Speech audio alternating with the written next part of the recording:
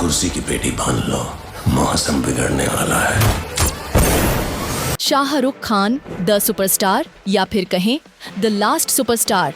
I'm the last of the stars. King Khan Bollywood के बादशाह और फैन गर्ल्स के लिए वो ग्रीन फ्लैग जो दुनिया भर में लहराता है।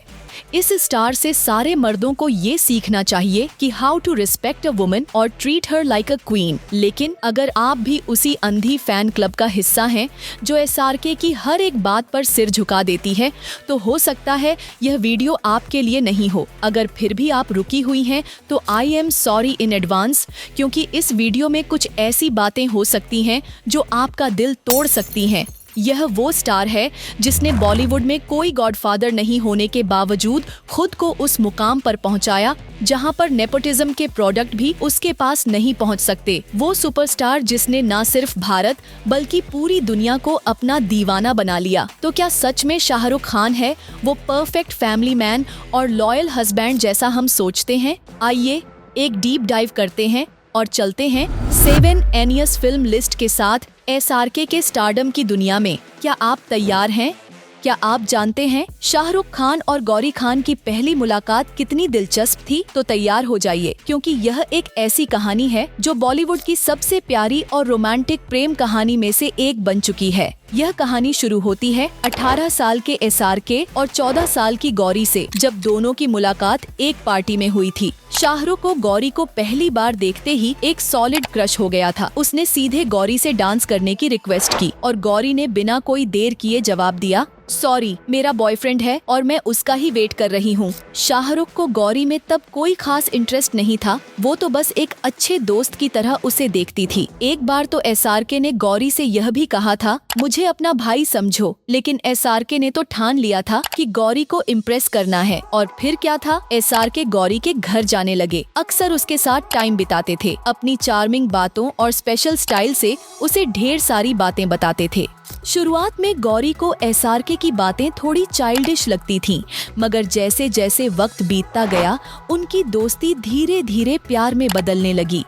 लेकिन उनकी कहानी में एक बड़ा ट्विस्ट आया जब गौरी के घर वालों ने शाहरुख को अपने साले के रूप में एक्सेप्ट करने से साफ इनकार कर दिया, क्योंकि उनका बैकग्राउंड और फैमिली बैकग्राउंड काफी अलग था। गौरी के घर वाले बिल्कुल भी इस रिश्ते के खिलाफ थे, लेकिन एसआरके तो पहले ही अपने दिल में ठान चुके थे कि गौरी के साथ ही अपना भविष्य बनाना है। क्या सच में प्यार में कोई रुकावट नहीं होती? क्या एसआरके ने गौरी को अपनी जान बना लिया? क्या आप जानते हैं कि शाहरुख खान ने अपने प्यार और करियर के लिए कितनी मुश्किलें झेली? एक ऐसा इंसान जो न सिर्फ बॉलीवुड में खुद का नाम बनाने के लिए लड़ रहा था, बल्कि गौरी को अपने साथ रखने का इरादा भी पक्का कर चुका था। तो हुआ ये कि गौरी भी धीरे धीरे एसआरके के प्यार में पूरी तरह से खो गई और दोनों ने अपने रिश्ते को सभी के सामने एक्सेप्ट किया। और फिर 25 अक्टूबर 1991 को उनका प्यार मुकाम तक पहुंचा और दोनों ने शादी कर ली। अब अगर बात करें एसआरके के करियर की,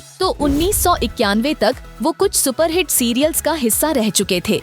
फौजी और सर्कस जैसे शो ने उन्हें हर घर का नाम बना दिया था। और फिर क्या था, शादी के सिर्फ 1 साल बाद दीवाना मूवी ने उनकी किस्मत का दरवाजा खोल दिया। हालांकि उस फिल्म में उनका रोल साइड था, लेकिन उनकी एक्टिंग इतनी शानदार थी कि उन्हें Filmfare best debut male award मिल गया। शादी के बाद उनका करियर पूरी तरह से स्मूथ था, न कोई कंट्रोवर्सी, न कोई मसला, बस एक टैलेंटेड एक्टर जो बॉलीवुड की दुनिया में खुद का नाम बना रहा था। और याद रखिए, ये एक ऐसा इंसान था जो आउटसाइडर था, लेकिन फिर भी फिल्म इंडस्ट्री में अपनी जगह बना रहा था, जहां केवल सेलिब्रिटीज और उनके बच्चे डोमिनेट करते थे। अब तो करण जौहर और एसआरके के अफेयर के रूमर्स इतनी बार उड़ चुके हैं कि ये किसी भी एक्ट्रेस के रूमर्स से कहीं ज्यादा थे। कभी खुशी, कभी गम, कभी अलविदा ना कहना, माई नेम इज खान, ये वो सुपरहिट फिल्में हैं जिन्होंने एसआरके और करण जौहर की जोड़ी को बॉलीवुड का सुपरहिट ड्रीम टीम बना दिया था। इन दोनों की दोस्ती और फिल्मी जोड़ी के चर्चे तो कुछ अलग ही थे। ऐसा लगने लगा था जैसे इनकी दोस्ती सुपरस्टार बनने से भी ज्यादा पॉपुलर हो गई हो। और फिर रूमर्स का सिलसिला भी शुरू हो गया। कहते हैं कि दोनों के बीच रिलेशनशिप था और अफवाहें तक ये उड़ने लगी कि एसआरके बायसेक्सुअल हैं और करण जौहर तो वैसे ही खुले तौर पर गे।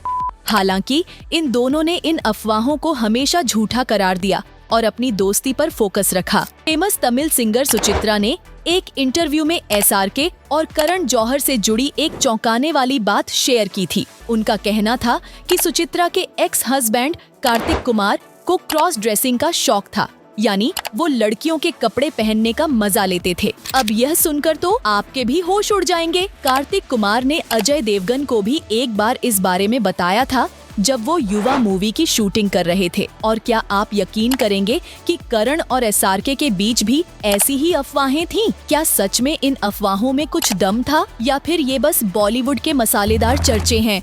अब बात करते हैं एक और ऐसी कहानी की जो हर किसी को सपने जैसी लग सकती है। अजय देवगन ने कार्तिक कुमार को करण जौहर और एसआरके से मिलवाया और फिर इस मीटिंग के बाद लंदन की एक ट्रिप में ये तीनों मिले और उस रात तो अजीब ही हो गया। जी हाँ, आपने सही सुना। करण जौहर और एसआरके दोनों ने फेमिना के कपड़े पहने हुए थे और इसके बाद कार्तिक ने भी उनका साथ दिया। तीनों ने उस रात एक गे बार में धमाल मचाया। अब सोचिए, ये सारी बातें पब्लिक के सामने आती तो क्या होता। सिर्फ यही नहीं, सुचित्रा का कहना था कि एसआरके और करण जौहर दोनों फॉरेन ट्रिप्स पर भी साथ जाते थे। लगता है जैसे ये दोनों एक दूसरे के बेस्ट ट्रैवल पार्टनर थे। और अब आप समझ ही गए होंगे कि इनकी दोस्ती का स्तर क्या था। फिर आते हैं 2011, जब एसआरके और प्रियंका चोपड़ा की डॉन 2 की शूटिंग चल रही थी। इसी दौरान मीडिया में खबरें उड़ने लगी कि दोनों के बीच कुछ हो रहा है। वैसे भी प्रियंका हमेशा से एसआरके की क्रश रही थी और ये अफेयर के चर्चे अब हद तक बढ़ गए थे। इतने ज्यादा अफवाहें होने लगी कि गौरी खान भी अनकंफर्टेबल हो गई थी और ये साफ नजर आता था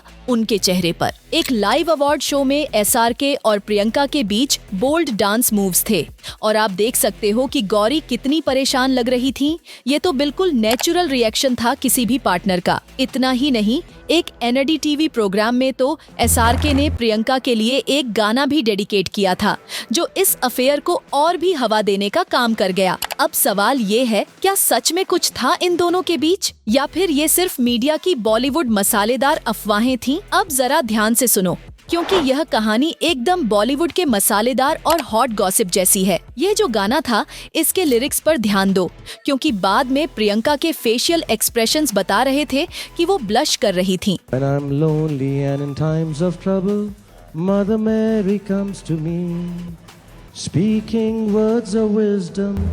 और ये तो सिर्फ शुरुआत थी। एसआरके और प्रियंका को कई बार अलग अलग जगहों पर स्पॉट किया गया, चाहे वो लेट नाइट पार्टी से बाहर निकल रहे हों या फिर साथ में आईपीएल मैच देख रहे हों। फिर आ गया 2017 का वो बड़ा इंटरव्यू। प्रियंका ने खुद ये कंफर्म कर दिया कि हाँ, वो और एसआरके रिलेशनशिप में थे। प्रियंका ने इस इंटरव्यू में जो कहा, उससे तो पूरी हकीकत सामने आ गई। Yeah, and it's my airport jacket, but it belonged to an ex-boyfriend. That's अब समझ आ गया ना कि कौन सी बातें सिर्फ अफवाह थीं और कौन सी सच। लेकिन ये रिलेशनशिप प्रियंका के बॉलीवुड करियर के लिए बड़ा ब्रेक साबित हुआ।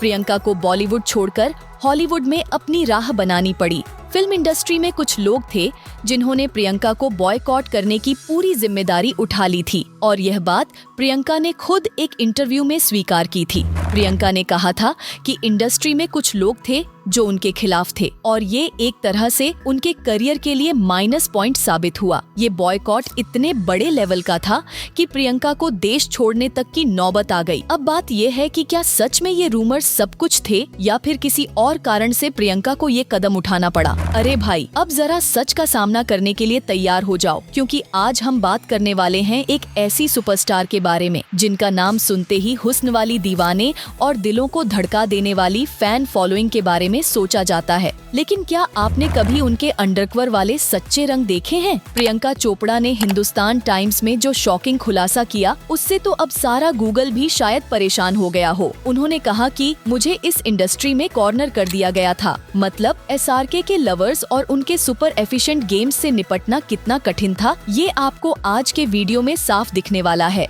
आगे बढ़ते हैं। एक ऐसा इंटरव्यू जहां प्रीति जिंटा और एसआरके की मजेदार टॉक हुई थी। खैर, मजेदार नहीं बल्कि बिल्कुल घटिया। एसआरके ने ऐसा मजाक किया जिसे सुनकर हर किसी का हैरान होना लाजमी था। अब प्रीति का चेहरा देखो, वो एकदम अनकंफर्टेबल हो गई थी।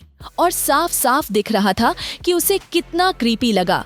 और मैं ये जोक बोलना चाहता हूँ, अगर यूटीवी प्रोड्यूस कर रही है और आप उसमें हैं तो ऑलरेडी आप प्रेग्नेंट हैं।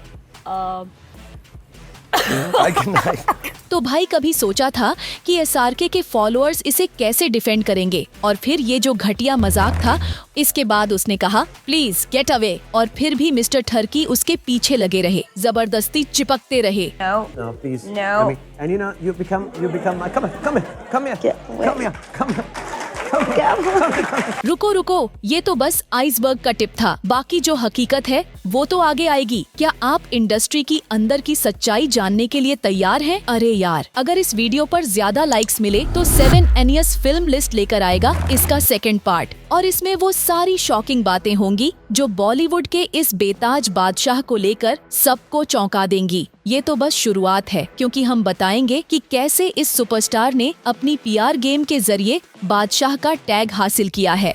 देखिए, वीडियो बनाने का असली मकसद सिर्फ इतना था कि जो रील्स आप देखते हो जिनमें ये अपनी वुमेन्स की रिस्पेक्ट करने वाले नजर आते हैं, वो सिर्फ एक बड़ा प्लॉट है, और लड़कियां तो इन रील्स को देख के पागल हो जाती हैं, लेकिन असलियत तो कुछ और ही है। इस सब को एक्सपोज करना था ताकि आप समझ सकें कि कैसे आसानी से इंडियन ऑडियंस को बेवकूफ बनाया जाता है। तो जाते जाते बस इतना ही कहूंगी, लाइक्स का टारगेट पूरा करो और सेकंड पार्ट आपके सामने होगा। मिलूंगी आपसे नेक्स्ट वीडियो में, तब तक के लिए धन्यवाद। और बॉलीवुड की असली हकीकत को जानने के लिए 7 एनियस फिल्म लिस्ट को सब्सक्राइब करना न भूलें।